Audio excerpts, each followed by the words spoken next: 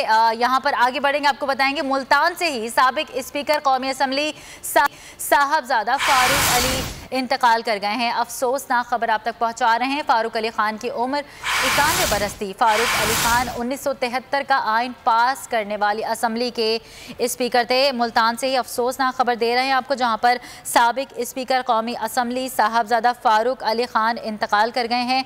इसी हवाले से मज़ीद अपडेट्स हमें बताएंगे ब्यूरो हेड मुल्तान जावेद अंबर बताइएगा इस खबर के हवाले से।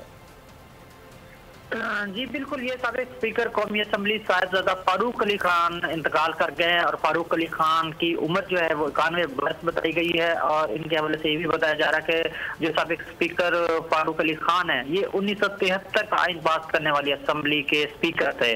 और बताया जा रहा है कि कुछ ही देर के बाद जो है अदा होगा, लेकिन अभी तक उसका ऐलान सामने नहीं है। लेकिन जनाजा जो है मुल्तान में उनकी अदा की जाएगी। मुल्तान में ही नमाज जनाजा अदा की जाएगी। हमारे ब्यूरो हेड मुल्तान जावेद अंबर हमें आगाह कर रहे थे। अफसोसनाक खबर के हवाले से साबिक स्पीकर कौमी असम्बली साहबजादा फारूक अली खान इंतकाल कर गए हैं। फारूक अली खान की उम्र 91 बरस थी।